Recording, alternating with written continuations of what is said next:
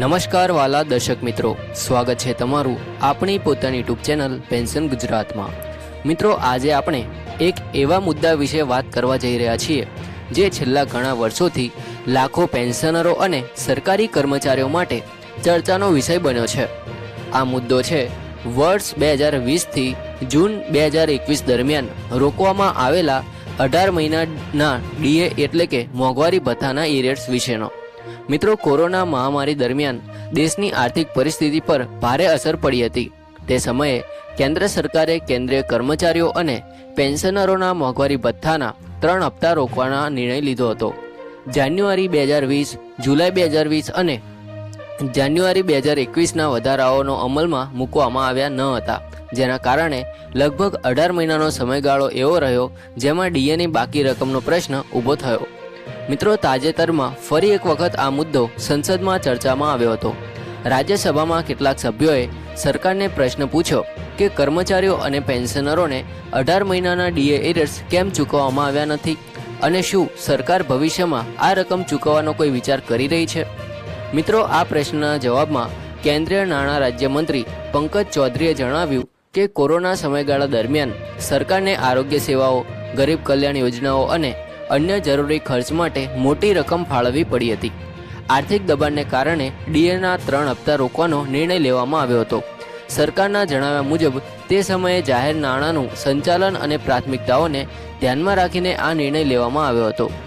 મિત્રો, અહીં એક મહત્વની વાત સમજવાની છે કે સરકાર દ્વારા અત્યાર સુધીમાં 18 મહિનાના બાકી ડીએ એરિયર્સ ચૂકવવાની કોઈ સત્તાવાર જાહેરાત કરવામાં આવી નથી।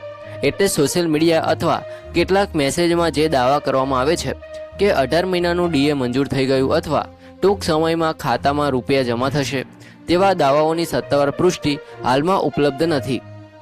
બીજી તરફ કર્મચારી સંગઠનો અને પેન્શનર એસોસિએશનો સતત આ માંગ કરી રહ્યા છે। તેમનું કહેવું છે કે કોરોના સમયગાળા દરમિયાન પણ કર્મચારીઓએ પોતાની ફરજો નિષ્ઠાપૂર્વક બજાવી હતી અને પેન્શનરો પણ પોતાના હકની રકમની રાહ જોઈ રહ્યા છે। તેથી બાકી રહેલા ડીએ એરિયર્સની ચૂકવણી અંગે સરકારે ફરી વિચાર કરે તેવી માંગ કરવામાં આવી રહી છે। મિત્રો, ઘણા નિષ્ણાંતોનું માનવું છે કે જો ભવિષ્યમાં સરકાર કોઈ સકારાત્મક નિર્ણય લે છે તો એકમાત્ર સંપૂર્ણ રકમ ચૂકવવાને બદલે હપ્તાવાર ચૂકવણીનો વિકલ્પ અપનાવવામાં આવી શકે છે। જો કે આ માત્ર સંભાવના છે, કોઈ સત્તાવાર જાહેરાત નથી।